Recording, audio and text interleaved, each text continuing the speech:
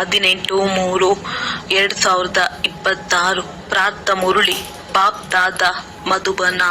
ಮಧುರಾತಿ ಮಧುರ ಸೇವಾದಾರಿ ಮಕ್ಕಳೇ, ಸೇವೆಯಲ್ಲಿ ವಿಘ್ನವಾಗುವಂತಹ ಯಾವುದೇ ಕಾರ್ಯ ಮಾಡಬಾರದು. ಪ್ರಶ್ನೆ: ಸಂಗಮ ಯುಗದಲ್ಲಿ ನೀವು ಮಕ್ಕಳು ಬಹಳ ಅಕ್ಯುರೇಟ್ ಆಗಬೇಕಾಗಿದೆ. ಯಾರು ಅಕ್ಯುರೇಟ್ ಆಗಲು ಸಾಧ್ಯ?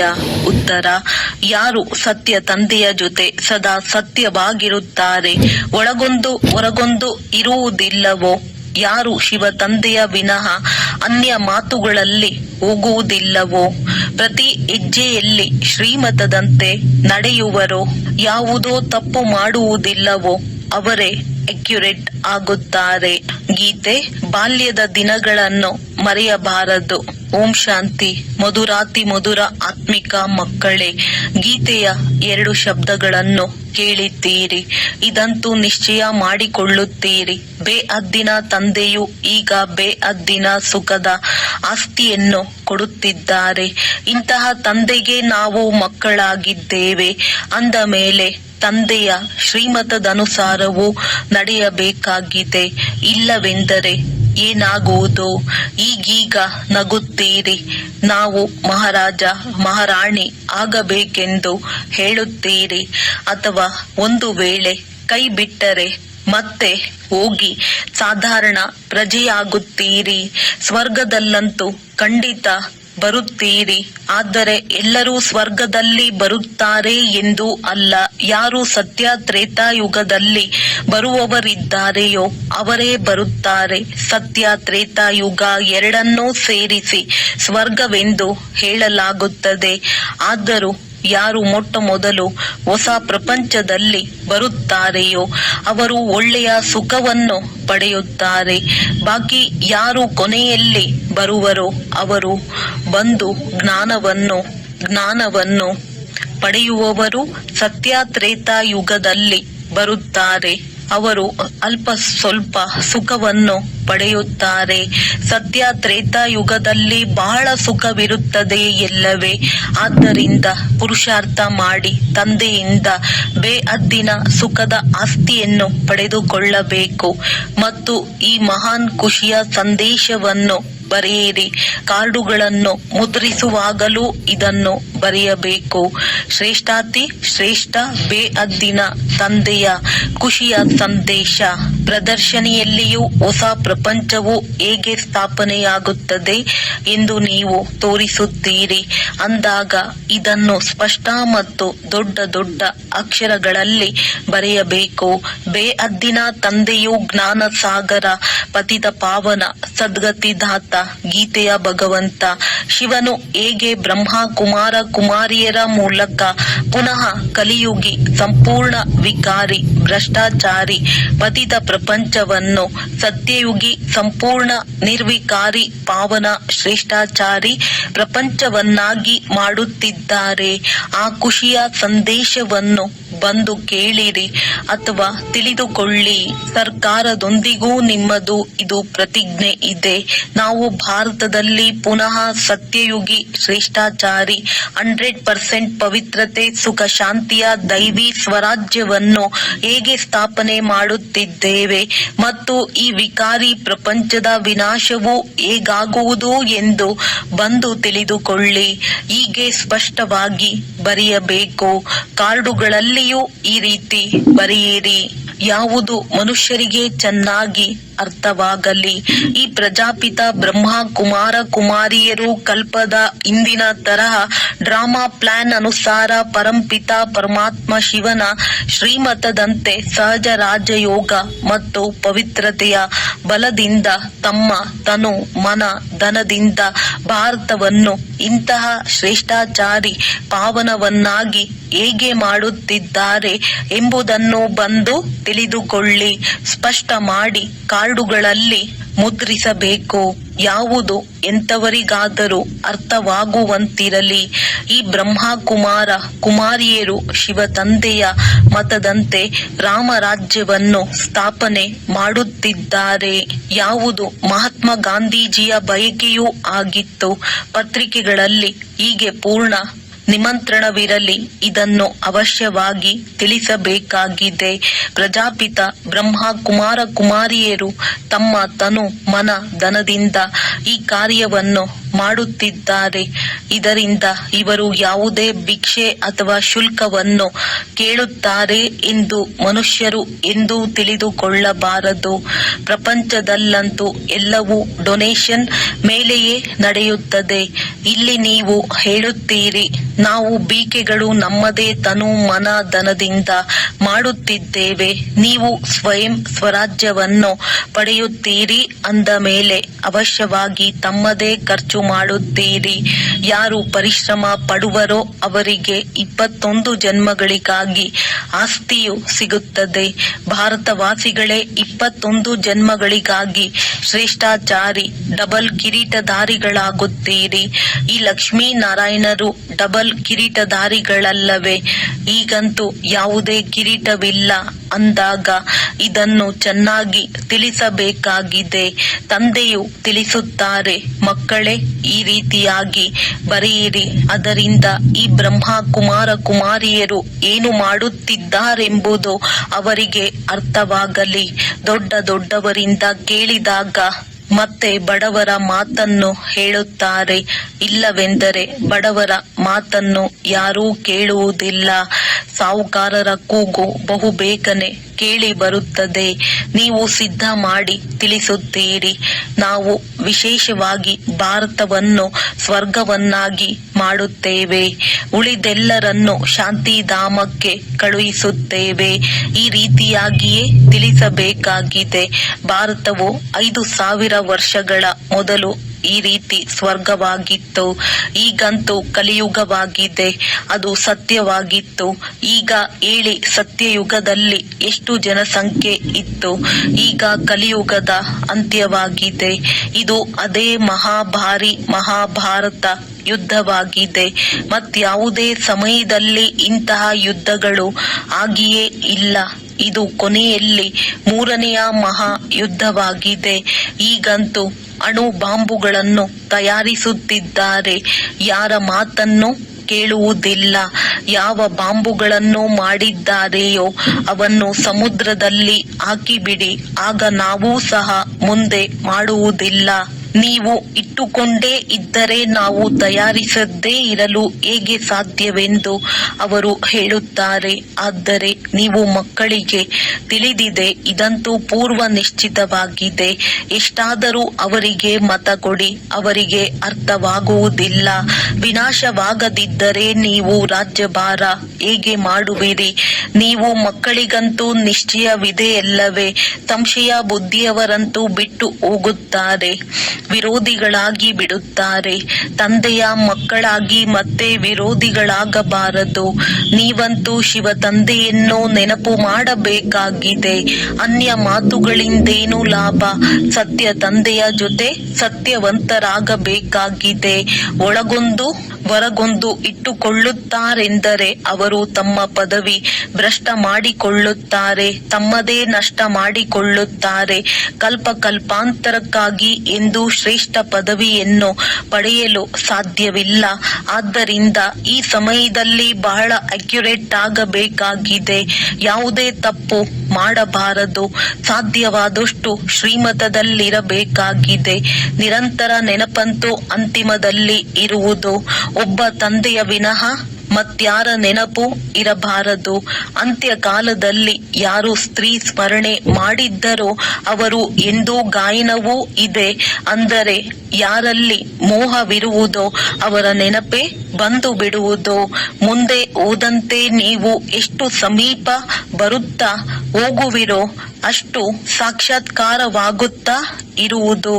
ತಂದೆಯು ಪ್ರತಿಯೊಬ್ಬರಿಗೆ ನೀವು ಇಂತಿಂತ ಕೆಲಸವನ್ನೇ ಮಾಡಿದ್ದೀರಿ ಎಂದು ತೋರಿಸುತ್ತಾರೆ. ಆರಂಭದಲ್ಲಿಯೂ ಸಹ ನೀವು ಸಾಕ್ಷಾತ್ಕಾರ ಮಾಡಿದ್ದೀರಿ. ಯಾರು ಶಿಕ್ಷೆಗಳನ್ನನುಭವಿಸುತ್ತಿದ್ದರು ಅವರು ಬಹಳ ಚೀರಾಡುತ್ತಿದ್ದರು. ತಂದೆಯು ಹೇಳುತ್ತಾರೆ, ನಿಮಗೆ ತೋರಿಸುವುದಕ್ಕಾಗಿ ಇವರ 100ರಷ್ಟು ಶಿಕ್ಷೆಯನ್ನು ತುಂಡರಿಸಿದೆನು. ಆದ್ದರಿಂದ ತಂದೆಯ ಸೇವೆಯಲ್ಲಿ ವಿಘ್ನ ಬರುವಂತಹ ಕೆಲಸ ಮಾಡಬಾರದು. ಕೊನೆಯಲ್ಲಿ ಎಲ್ಲವೂ ನಿಮಗೆ ಸಾಕ್ಷಾತ್ಕಾರವಾಗುವುದು.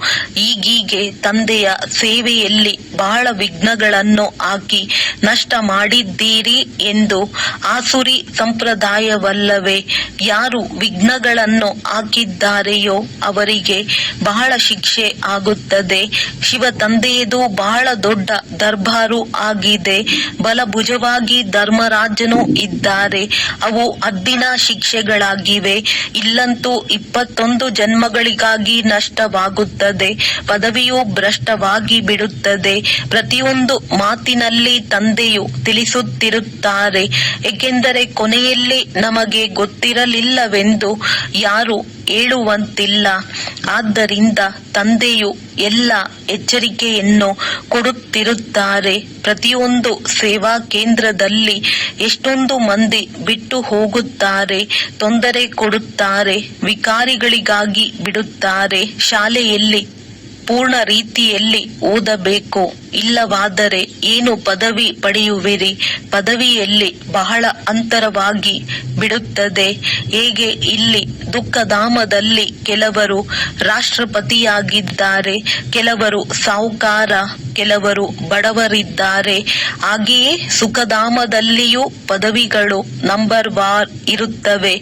ಯಾರು ರಾಯಲ್ ಬುದ್ಧಿವಂತ ಮಕ್ಕಳಿರುವರೋ ಅವರು ತಂದೆಯಿಂದ ಪೂರ್ಣ ಆಸ್ತಿಯನ್ನು ತೆಗೆದುಕೊಳ್ಳುವ ಪ್ರಯತ್ನ ಪಡುತ್ತಾರೆ. ಮಾಯೆಯ ಯುದ್ಧವಾಗಿದೆ ಎಲ್ಲವೇ. ಮಾಯೆಯು ಬಹಳ ಪ್ರಬಲವಾಗಿದೆ. ಸೋಲು ಗೆಲುವು ಆಗುತ್ತಿರುತ್ತದೆ. ಎಷ್ಟೊಂದು ಮಂದಿ ಬರುತ್ತಾರೆ ಮತ್ತೆ ವಿರೋಧಿಗಳಾಗಿ ಬಿಡುತ್ತಾರೆ. ನಡೆಯುತ್ತಾ ಅನುತ್ತೀರ್ಣರಾಗಿ ಬಿಡುತ್ತಾರೆ. ಅನೇಕರು ಕೇಳುತ್ತಾರೆ, ಗೃಹಸ್ಥ ವ್ಯವಹಾರದಲ್ಲಿರುತ್ತಾ ಪವಿತ್ರರಾಗಿರಬಹುದು ಎಂಬ ಮಾತನ್ನು ನಾವೆಂದೂ ಕೇಳಿಲ್ಲ. ಅಂದ ಮೇಲೆ ಇದು ಹೇಗೆ ಸಾಧ್ಯ ಎನ್ನುತ್ತಾರೆ. ಅರೆ, ಕಾಮ ಮಹಾ ಶತ್ರುವೆಂದು ಭಗವಾನು ವಾಚವಿದೆಯಲ್ಲವೇ? ಗೀತೆಯಲ್ಲಿಯೂ ಇದೆಯಲ್ಲವೇ? ಕೇವಲ ಭಗವಂತನ ಬದಲು ಕೃಷ್ಣನ ಹೆಸರನ್ನು ಹಾಕಿಬಿಟ್ಟಿದ್ದಾರೆ. ಕೃಷ್ಣನಿಗೆ ದೇವತೆ ಎಂದು ಹೇಳುವುದಿಲ್ಲ. ಅದು ದೇವತಾ ಧರ್ಮವಲ್ಲವೇ? ಕೇವಲ ಸೂಕ್ಷ್ಮ ವತನವಾಸಿಗಳೇ ದೇವತೆಗಳಾಗಿದ್ದಾರೆ. ಉಳಿದೆಲ್ಲರೂ ದೈವಿ ಗುಣವಂತ ಮನುಷ್ಯರಾಗಿದ್ದಾರೆ.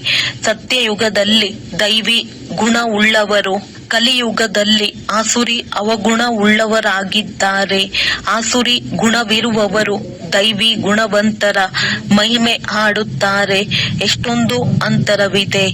ನೀವೀಗ ತಿಳಿದುಕೊಂಡಿದ್ದೀರಿ. ನಾವು ಹೇಗಿದ್ದೆವು, ಏನಾಗುತ್ತಿದ್ದೇವೆ. ನೀವಿಲ್ಲಿ ಎಲ್ಲಾ ಗುಣಗಳನ್ನು ಧಾರಣೆ ಮಾಡಿಕೊಳ್ಳಬೇಕಾಗಿದೆ. ಸತೋಗುಣಿ ಆಹಾರ ಪದಾರ್ಥಗಳನ್ನೇ ಸೇವಿಸಬೇಕಾಗಿದೆ. ನೋಡಿ, ದೇವತೆಗಳು ಏನನ್ನು ಸೇವಿಸುತ್ತಾರೆ. ಶ್ರೀನಾಥ ದ್ವಾರದಲ್ಲಿಯೂ ಹೋಗಿ ನೋಡಿ, ಎಷ್ಟು ಶುದ್ಧ ಭೋಜನವು ತಯಾರಾಗುತ್ತದೆ. ಅಲ್ಲಿರುವವರೇ ವೈಷ್ಣವರು. ಮತ್ತು ಜಗನ್ನಾಥಪುರಿಯಲ್ಲಿ ಹೋಗಿ ನೋಡಿ, ಏನು ಸಿಗುತ್ತದೆ? ಕೇವಲ ಅನ್ನ. ಅಲ್ಲಿ ವಾಮ ಮಾರ್ಗದ ಬಹಳ ಕೊಳಕು ಚಿತ್ರಗಳಿವೆ. ಯಾವಾಗ ರಾಜಧಾನಿ ಇತ್ತೋ ಆಗ 36 ಪ್ರಕಾರದ ಭೋಜನ ಸಿಗುತ್ತಿತ್ತು. ಆದ್ದರಿಂದ ಶ್ರೀನಾಥ ದ್ವಾರದಲ್ಲಿ ಅನೇಕ ಪ್ರಕಾರದ ಪದಾರ್ಥಗಳು ತಯಾರಾಗುತ್ತವೆ. ಜಗನ್ನಾಥಪುರಿ ಮತ್ತು ಶ್ರೀನಾಥ ದ್ವಾರದ ಮಂದಿರವು ಬೇರೆಯಾಗಿದೆ. ಜಗನ್ನಾಥಪುರಿಯ ಮಂದಿರದಲ್ಲಿ ದೇವತೆಗಳ ಉಡುಪಿನಲ್ಲಿ ಬಹಳ ಕೊಳಕು ಚಿತ್ರಗಳಿವೆ. ಆದ್ದರಿಂದ ಅಲ್ಲಿನ ನೈವೇದ್ಯವೂ ಸಹ ಚೆನ್ನಾಗಿರುವುದಿಲ್ಲ. ಕೇವಲ ಅನ್ನದ ನೈವೇದ್ಯವನ್ನಿಡುತ್ತಾರೆ, ತುಪ್ಪವನ್ನು ಹಾಕುವುದಿಲ್ಲ. ಸತೋ ಪ್ರಧಾನ ಮತ್ತು ತಮೋ ಪ್ರಧಾನರು ಇರುವಾಗಿನ ಅಂತರವನ್ನು ತೋರಿಸುತ್ತಾರೆ. ಭಾರತವು ಹೇಗಿತ್ತು ಮತ್ತೆ ಏನಾಗಿ ಬಿಟ್ಟಿತು, ಈಗಂತೂ ನೋಡಿ ಯಾವ ಗತಿಯಾಗಿದೆ. ಪೂರ್ಣ ಅನ್ನವೂ ಸಿಗುವುದಿಲ್ಲ. ಅವರ ಪ್ಲಾನ್ ಮತ್ತು ಶಿವ ತಂದೆಯ ಪ್ಲಾನ್ ನಲ್ಲಿ ರಾತ್ರಿ ಹಗಲಿನ ವ್ಯತ್ಯಾಸವಿದೆ. ಅವೆಲ್ಲವೂ ಮಣ್ಣು ಪಾಲಾಗುತ್ತವೆ. ಪ್ರಾಕೃತಿಕ ವಿಕೋಪಗಳಾಗುವುದು. ದವಸ ಧಾನ್ಯಗಳೇನು ಸಿಗುವುದಿಲ್ಲ. ಮಳೆಯು ಕೆಲವೊಂದೆಡೆ ಅತಿಯಾಗಿ ಬೀಳುತ್ತದೆ, ಕೆಲವೊಂದು ಕಡೆ ಬೀಳುವುದೇ ಇಲ್ಲ. ಇಷ್ಟೊಂದು ನಷ್ಟವನ್ನುಂಟು ಮಾಡುತ್ತದೆ.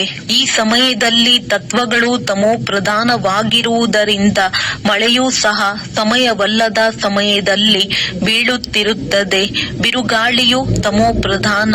ಸೂರ್ಯನ ತಾಪವೂ ಸಹ ಈ ರೀತಿ ಇರುತ್ತದೆ. ಅದರ ಮಾತೆ ಕೇಳಬೇಡಿ. ಈ ಪ್ರಾಕೃತಿಕ ವಿಕೋಪಗಳು ಡ್ರಾಮಾದಲ್ಲಿ ನಿಗದಿಯಾಗಿದೆ. ಅವರದ್ದು ವಿನಾಶ ಕಾಲದಲ್ಲಿ ವಿಪರೀತ ಬುದ್ಧಿಯಾಗಿದೆ. ನಿಮ್ಮದ್ದು ತಂದೆಯ ಜೊತೆ ಪ್ರೀತಿ ಬುದ್ಧಿಯಾಗಿದೆ. ಅಜ್ಞಾನ ಕಾಲದಲ್ಲಿಯೂ ಸುಪುತ್ರ ಮಕ್ಕಳ ಮೇಲೆ ತಂದೆ ತಾಯಿಗೆ ಪ್ರೀತಿ ಇರುತ್ತದೆ. ಆದ್ದರಿಂದ ಇಲ್ಲಿ ತಂದೆಯೂ ಸಹ ನಂಬರ್ ವಾರ್ ಪುರುಷಾರ್ಥದನುಸಾರ ನೆನಪು ಪ್ರೀತಿ ಎಂದು ಹೇಳುತ್ತಾರೆ. ಎಷ್ಟೆಷ್ಟು ಸೇವೆ ಮಾಡುವರೋ ಅಷ್ಟಷ್ಟು ನೆನಪು ಪ್ರೀತಿ ಸೇವೆಯನ್ನಂತೂ ಮಾಡಬೇಕಲ್ಲವೇ. ಇಡೀ ಪ್ರಪಂಚ ಮತ್ತು ವಿಶೇಷವಾಗಿ ಭಾರತವನ್ನು ಸ್ವರ್ಗವನ್ನಾಗಿ ಮಾಡಬೇಕಾಗಿದೆ. ಉಳಿದೆಲ್ಲವರನ್ನು ಶಾಂತಿಧಾಮಕ್ಕೆ ಕಳುಹಿಸಬೇಕಾಗಿದೆ. ಭಾರತಕ್ಕೆ ಸ್ವರ್ಗದ ಆಸ್ತಿಯೂ ಸಿಗುತ್ತದೆ, ಉಳಿದೆಲ್ಲರಿಗೆ ಮುಕ್ತಿಯ ಆಸ್ತಿಯೂ ಸಿಗುತ್ತದೆ. ಎಲ್ಲರೂ ಶಾಂತಿಧಾಮಕ್ಕೆ ಹೊರಟು ಹೋಗುತ್ತಾರೆ. ಆಹಾಕಾರದ ನಂತರ ಜೈ ಜೈಕಾರವಾಗುವುದು. ಎಷ್ಟೊಂದು ಆಹಾಕಾರವು ಹೇಳುತ್ತದೆ, ಇದು ನಿರಪರಾಧಿಗಳ ಕೊಲೆಯ ಆಟವಾಗಿದೆ. ಎಲ್ಲರ ಮೃತ್ಯುವಾಗಲೇ ಬೇಕಾಗಿದೆ. ತಂದೆಯು ಮಕ್ಕಳಿಗೆ ತಿಳಿಸುತ್ತಾರೆ, ಮಕ್ಕಳೇ ಪೂರ್ಣ ಪುರುಷಾರ್ಥ ಮಾಡಿ ತಂದೆಯ ಜೊತೆ ಸದಾ ಆಜ್ಞಾಕಾರಿ ಪ್ರಾಮಾಣಿಕರಾಗಬೇಕಾಗಿದೆ, ಸೇವಾದಾರಿಗಳಾಗಬೇಕಾಗಿದೆ. ಯಾರು ಕಲ್ಪದ ಮೊದಲು ಎಂತಹ ಸೇವೆ ಮಾಡಿದ್ದಾರೆಯೋ ಅದರ ಸಾಕ್ಷಾತ್ಕಾರವಾಗುತ್ತಾ ಇರುವುದು. ನೀವು ಸಾಕ್ಷಿಯಾಗಿ ನೋಡುತ್ತಾ ಇರುತ್ತೀರಿ. ನೀವೀಗ ಸ್ವದರ್ಶನ ಚಕ್ರಧಾರಿಗಳಾಗಿದ್ದೀರಿ. ಆದ್ದರಿಂದ ಸದಾ ಬುದ್ಧಿಯಲ್ಲಿ ಸ್ವದರ್ಶನ ಚಕ್ರವು ಸುತ್ತುತ್ತಿರಬೇಕು.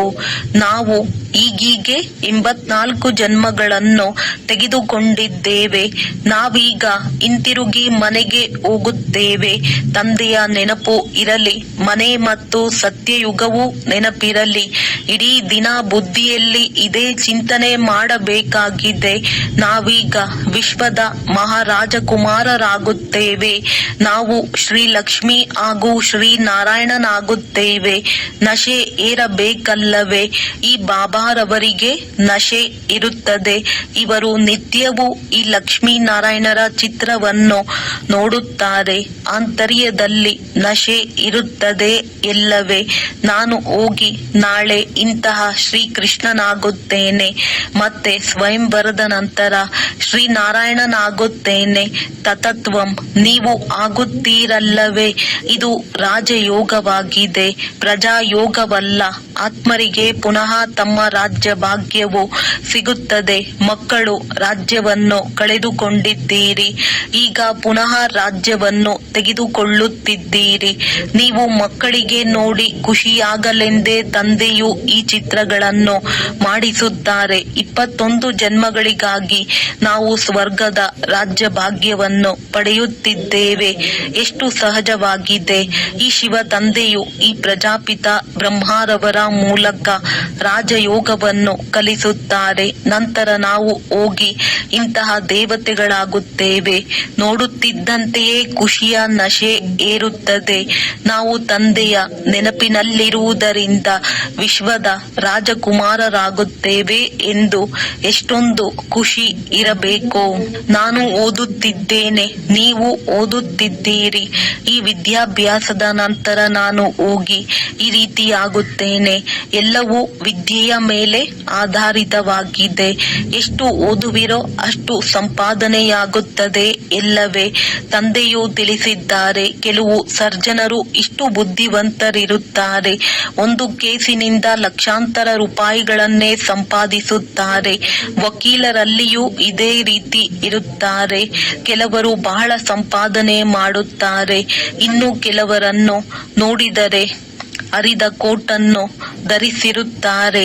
ಇಲ್ಲಿಯೂ ಹಾಗೆಯೇ. ಆದ್ದರಿಂದ ತಂದೆಯು ಮತ್ತೆ ಮತ್ತೆ ಹೇಳುತ್ತಾರೆ, ಮಕ್ಕಳೇ, ಯಾವುದೇ ತಪ್ಪು ಮಾಡಬೇಡಿ, ಸದಾ ಶ್ರೀಮತದಂತೆ ನಡೆಯಿರಿ. ಶ್ರೀ ಶ್ರೀ ಶಿವ ತಂದೆಯಿಂದ ನೀವು ಶ್ರೇಷ್ಠರಾಗುತ್ತೀರಿ. ನೀವು ಮಕ್ಕಳು ತಂದೆಯಿಂದ ಅನೇಕ ಬಾರಿ ಆಸ್ತಿಯನ್ನು ತೆಗೆದುಕೊಂಡಿದ್ದೀರಿ, ಕಳೆದುಕೊಂಡಿದ್ದೀರಿ. ಅರ್ಧ ಕಲ್ಪಕ್ಕಾಗಿ 21 ಜನ್ಮಗಳ ಆಸ್ತಿಯೂ ಸಿಗುತ್ತದೆ. ಅರ್ಧ ಕಲ್ಪ 2500 ವರ್ಷಗಳ ಕಾಲ ನೀವು ಸುಖ ಪಡೆಯುತ್ತೀರಿ. ಒಳ್ಳೆಯದು. ಮಧುರಾತಿ ಮಧುರ ಅಗಲಿ ಹೋಗಿ ಮರಳಿ ಸಿಕ್ಕಿರುವ ಮಕ್ಕಳ ಪ್ರತಿ ಮಾತ್ಪಿತಾ ಬಾಪ್ ದಾದಾರವರ ನೆನಪು, ಪ್ರೀತಿ ಹಾಗೂ ಸುಪ್ರಭಾತ. ಆತ್ಮಿಕ ಮಕ್ಕಳಿಗೆ ಆತ್ಮಿಕ ತಂದೆಯ ನಮಸ್ತೆ. ಧಾರಣೆಗಾಗಿ ಮುಖ್ಯ ಸಾರ: ಒಳಗೆ ಹೊರಗೋ ಸತ್ಯವಾಗಿರಬೇಕು. ವಿದ್ಯೆಯಲ್ಲೆಂದು ಹುಡುಗಾಟಿಕೆ ಮಾಡಬಾರದು. ಸಂಶಯ ಬುದ್ಧಿಯವರಾಗಿ ವಿದ್ಯಾಭ್ಯಾಸವನ್ನೆಂದು ಬಿಡಬಾರದು. ಸರ್ವೀಸಿನಲ್ಲಿ ವಿಘ್ನರೂಪವಾಗಬಾರದು. ಎಲ್ಲರಿಗೆ ಇದೇ ಖುಷಿಯ ಸಂದೇಶ ತಿಳಿಸಿ. ನಾವು ಪವಿತ್ರತೆಯ ಬಲದಿಂದ ಶ್ರೀಮತದಂತೆ ನಮ್ಮ ತನು ಮನ ಧನದ ಸಹಯೋಗದಿಂದ 21 ಜನ್ಮಗಳಿಗಾಗಿ ಭಾರತವನ್ನು ಶ್ರೇಷ್ಠಾಚಾರಿ ಡಬಲ್ ಕಿರೀಟಧಾರಿಯನ್ನಾಗಿ ಮಾಡುವ ಸೇವೆ ಮಾಡುತ್ತಿದ್ದೇವೆ. ವರದಾನ: ಸದಾ ಪುಣ್ಯದ ಖಾತೆಯನ್ನು ಜಮಾ ಮಾಡುವಂತಹ ಹಾಗೂ ಮಾಡಿಸುವಂತಹ ಮಾಸ್ಟರ್ ಶಿಕ್ಷಕ ಭವ. ನಾವು ಮಾಸ್ಟರ್ ಶಿಕ್ಷಕನೂ ಆಗಿದ್ದೇವೆ. ಮಾಸ್ಟರ್ ಎಂದು ಹೇಳುವುದರಿಂದ ತಂದೆಯ ನೆನಪು ಸ್ವತಃವಾಗಿಯೇ ಬರುವುದು. ಮಾಡುವಂತವರ ನೆನಪು ಬರುವುದರಿಂದ ಸ್ವಯಂ ನಾನು ನಿಮಿತ್ತನು ಎಂಬುದು ಸ್ವತಃವಾಗಿಯೇ ಸ್ಮೃತಿಯಲ್ಲಿ ಬಂದು ಬಿಡುತ್ತದೆ. ವಿಶೇಷವಾಗಿ ಸ್ಮೃತಿ ಇರಲಿ, ನಾವು ಪುಣ್ಯಾತ್ಮರಾಗಿದ್ದೇವೆ. ಪುಣ್ಯದ ಖಾತೆಯನ್ನು ಮಾಡಿಕೊಳ್ಳುವುದು ಹಾಗೂ ಅನ್ಯರಿಗೂ ಮಾಡಿಸುವುದೇ ವಿಶೇಷ ಸೇವೆಯಾಗಿದೆ. ಪುಣ್ಯ ಆತ್ಮನೆಂದಿಗೂ ಸಹ ಸಂಕಲ್ಪದಲ್ಲಿಯೂ ಪಾಪದ ಅಂಶವನ್ನು ಸಂಕಲ್ಪ ಮಾಡಲು ಸಾಧ್ಯವಿಲ್ಲ. ಮಾಸ್ಟರ್ ಶಿಕ್ಷಕನೆಂದರೆ ಸದಾ ಪುಣ್ಯದ ಖಾತೆಯನ್ನು ಜಮಾ ಮಾಡುವ ಹಾಗೂ ಅನ್ಯರಿಗೆ ಮಾಡಿಸುವವರು ತಂದೆಯ ಸಮಾನರು. ಸ್ಲೋಗನ್: ಸಂಘಟನೆಯ ಮಹತ್ವಿಕೆಯನ್ನು ತಿಳಿದುಕೊಳ್ಳುವವರು ಸಂಘಟನೆಯಲ್ಲಿಯೇ ತನ್ನ ಸುರಕ್ಷತೆಯ ಅನುಭವ ಮಾಡುವರು. ಅವ್ಯಕ್ತ ಸೂಚನೆ: ನಿಶ್ಚಯದ ಫೌಂಡೇಶನ್ ತಳಪಾಯವನ್ನು ಬಲಗೊಳಿಸಿ ಸದಾ ನಿರ್ಭಯ ಮತ್ತು ನಿಶ್ಚಿಂತರಾಗಿರಿ. ಯಾರು ಎಷ್ಟು ನಿಶ್ಚಯ ಬುದ್ಧಿಯವರಾಗಿರುತ್ತಾರೆ ಅಷ್ಟು ಎಲ್ಲಾ ಮಾತುಗಳಲ್ಲಿ ವಿಜಯಿಯಾಗುವರು. ನಿಶ್ಚಯ ಬುದ್ಧಿಯವರ ಸೋಲು ಎಂದೂ ಆಗುವುದಿಲ್ಲ. ಸೋಲಾಗುತ್ತದೆ ಎಂದರೆ ತಿಳಿದುಕೊಳ್ಳಬೇಕು, ನಿಶ್ಚಯದ ಕೊರತೆ ಇದೆ.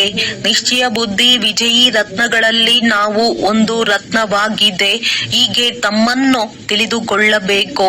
ಯಾವುದೇ ವಿಘ್ನ ಬಂದರೆ ಅವುಗಳನ್ನು ಪೇಪರ್ ಎಂದು ತಿಳಿದು ಪಾಸ್ ಮಾಡಬೇಕು. ಒಳ್ಳೆಯದು.